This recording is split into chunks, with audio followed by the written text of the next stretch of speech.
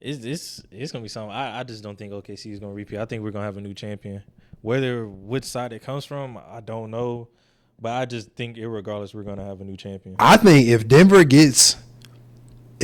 wins it this year, because they're obviously in the running, like it's OKC, Spurs, Denver, and then I think really the Celtics. I would only put the Celtics in as contenders. Like the Pistons are a contender to make it there. I don't think they're a contender to win it. I think that's a different conversation. But if Denver gets ring number 2 in 3 years, Jokic got to be in some uncomfortable conversations, bro. Like he's already top 10. I'm talking like we got to start putting him top 5, bro. Like you gonna take 5 players over Jokic? With what? I don't know. 3 MVPs. 3 MVPs and a possible 4th. Possible 4th because Shea's gonna get it this year. Yeah. But we're talking like unless Wemby 3 MVPs in 5 years. 2 finals, two rings in 5 years. 2 finals MVPs most likely. Yeah, I mean you can say like that ring against the Heat is like whatever. Yeah, you can say it's a whatever ring, but you don't control the team that gets there. Yeah. So I'm not knocking you for. And Miami was on the heater anyways. Yeah, I'm not gonna knock you for handling business. Like the best team in that conference got there. Yeah, that's like period. Taking the Lakers bubble chip away. The Heat got on the heater, bro. They beat Milwaukee. Like look at the teams they beat.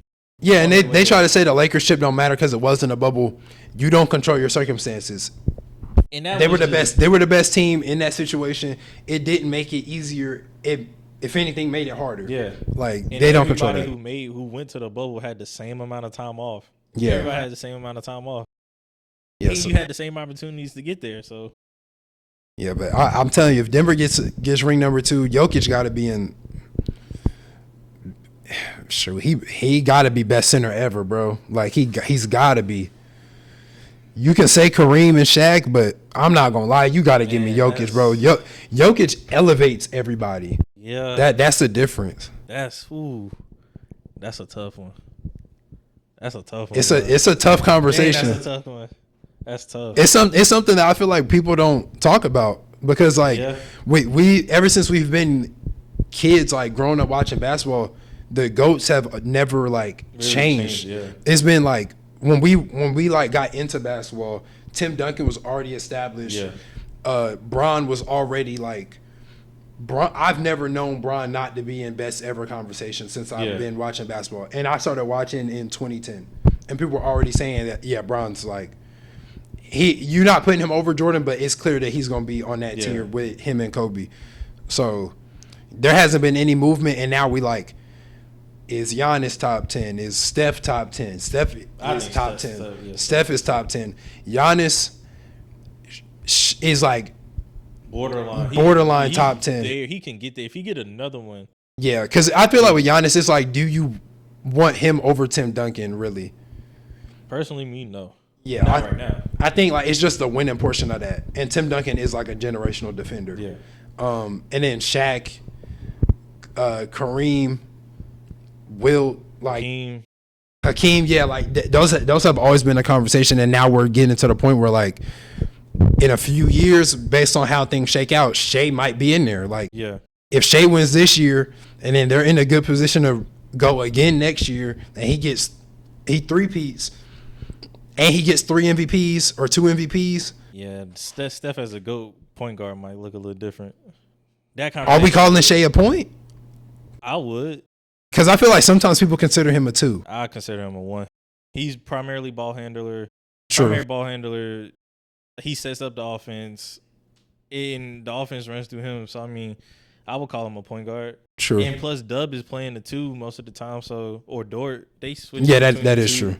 Well, yeah, maybe I'm thinking of him younger in his career, like earlier in OKC when they had to have a point guard next to him. When they had Chris Paul, I would say he was a 2, or even when he was in LA, when he was with the Clippers, he was more of a 2. He was a 2, but I think now he's transitioned to more as a 1.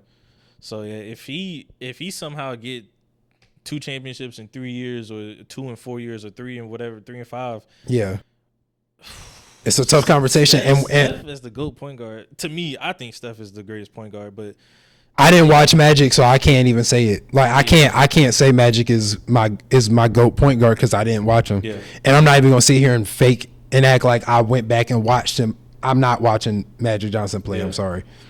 It's not happening. I'm not going to do it. But I did watch Steph, and I watched Steph win those rings, and you can say he had KD with him.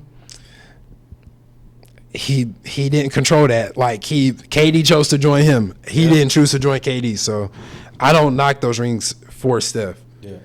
And plus, he even got, like, in 22.